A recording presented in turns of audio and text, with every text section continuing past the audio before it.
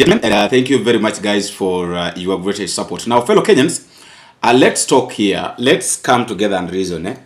The Bible says that let's come, let us reason together. Now, we Kenyans, let us come, put our minds, our heads, and our thoughts together and reason like citizens. Because at the end of the day, this is our country.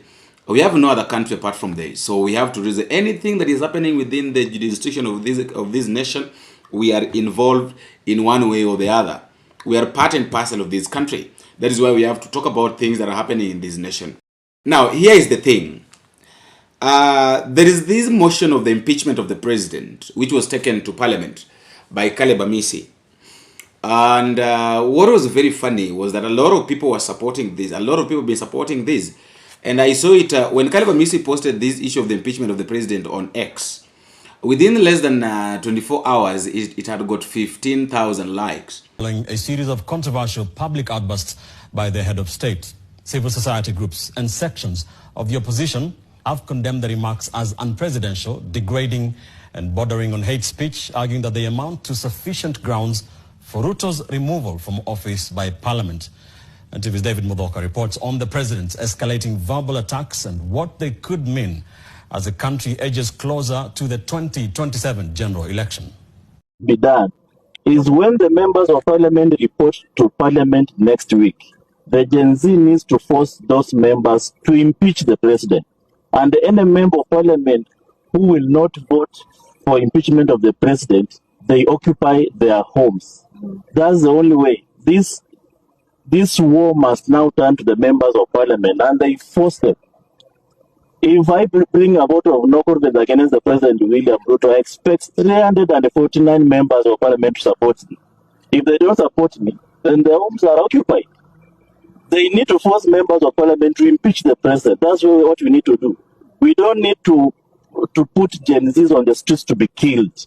When we have a national assembly to do what Gen Z are supposed to do, the Gen Zs have given us a platform. Now what is remaining is for members of parliament to do the rest. Let us not put our children on the streets to be killed when we have members of parliament who have the responsibility to impeach the president. I also want to join in by saying the president must be called to order. And It means that majority of Kenyans really wanted this man to be impeached. But I have a question to ask. Do you really think that the two parliaments, because personally, what I know and what I think is that these two parliaments are compromised. Both the Senate and, of course, our parliament. All of them are compromised. Look at, if you want to know that these two houses are compromised or are full of corruption, look at the speakers. Look at Amason Kingi. Who is he? Amason Kingi is supporting William Ruto. Look at our Papa Waroma, the Tumbo Papa Waroma. What is it? Who is he supporting? He's supporting William Ruto. So tell me, yes, this is something that all Kenyans want, because and all Kenyans are looking for a way of doing away with this man. But the problem is, how are we really going to do away with this man? Is it really going to be a possible thing? Is it really going to be easy? I've told you that it's not going to be very easy. Everybody wants this man to go.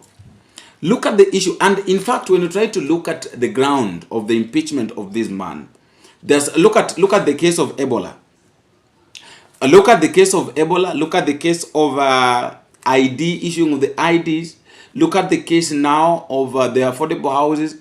If this issue, suppose impeaching the president involves, like the public are the one, people are the ones. Yes, the sovereignty belongs to the people. Power belongs to the people.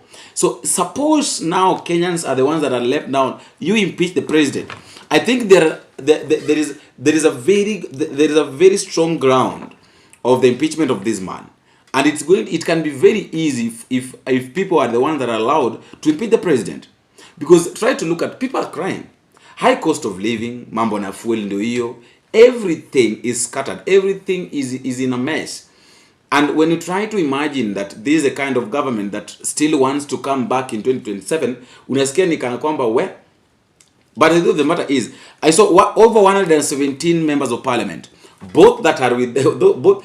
What is funny is that hata wale wenye walikuwa na support William Ruto, Those are coming from the mountain. You know, the moment William Ruto decided to bring this issue of Ebola up, alafu kufanya makosa akasema kwamba anaenda kuweka wapi Laikipia na Nyuki, kila mtu akabadilika. And ukiangalia hata wale members of parliament that are coming from central, they are like, no, we can't accept this. No, it is not going to work this way. It is not going to work the way you want it, Mr. President. It must not work that way. That is not the direction that we want Kenya to go. So it's going to be very easy if we did have a corrupt parliament or corrupt houses, both the parliament and the senate. Kama tungekuwa na these houses that are corrupt, hii kazi ingekuwa rahisi sana. And I know there's this issue of, you know, impeaching the president is not that easy. Impeaching the president is not like impeaching deputy president. It's a process. It's a process, and we accept, we agree that it's a process. But it must begin from somewhere. There must be somebody who is willing to table this motion. And of course, Caleb Amisi had tabled the motion. Now, after tabling the motion, now it's upon Kenyans, it's upon citizens of the republic, or it's now upon Kenyans to see, or it's upon now members of parliament, the senators, who are really fed up with this government, to find a way of kicking this government out. Very simple. It is not something, it's not a very complicated thing. It is just in one way or the other. It's just looking at this thing this way, looking at that way, and then you find a solution. At the end of the day, we're all looking for the solution. So my question is this. Do you really think that this thing is going to be easy, or it's just going to be a walk in the path? Personally, I've told you that the two houses, once the two houses are corrupt, in fact, one thing I know is that Moses Wetangula, the Speaker of the National Assembly, is going to brush this thing off. Si ilishakuwa tabled. Wait a minute. Ngoja tu, ni mimi tuko na wewe hapa. They're not going to agree to impeach the president because they know that if they do that, yule mwenye atakuja. Okay, let's talk about impeaching the president. If the president impeached, it's going to solve half of the problem. Why am I saying that it's going to solve half of the problem? It's going to give Kenyans a mileage. It's going to be easier. Understand? It's going to be very easier when it comes in 2027 because hakutakuwa na ile jamaa taiba huya. But if he's not impeached, bado ile tension itabaki tu. But at the end of the day, whether he's impeached or not, the rule is Ruto must go home in 2027. I really don't know how it's going to happen. We really don't know how it's going to be done, but we have to make sure that this man goes home. Whether he likes it or not, he must. Because if this guy fails to go home, I tell you for free, Kenyans, that we are really going to face a lot of problems. Because atakuja na ile kifua kwamba mlijaribu kunimpeach in 2027 mlijaribu kunitoa nikakataa. So what makes you think that I cannot do things the way I want? Very simple question. Atakuja na sasa si mlishindwa kunimpeach, mlishindwa kunitoa ofisini, kunitoa kwa ofisi na kura. Sasa mnapiga kelele. That is why you see him talking the way he's talking, because he knows at the end of the day he is protected. And let us be rest assured that one day, one time, in one way or the other, it might take time. It might take time. One thing I know is that it might take time. But the truth of the matter is, Kenya will go back to its normal place. Kenya lazima itarudi pale ambapo ilikuwa. Itachukua muda, itakawia, lakini ijapokawia. Nataka tuelewane hapa, ijapokawia, ipo siku tu itakuja kutendeka.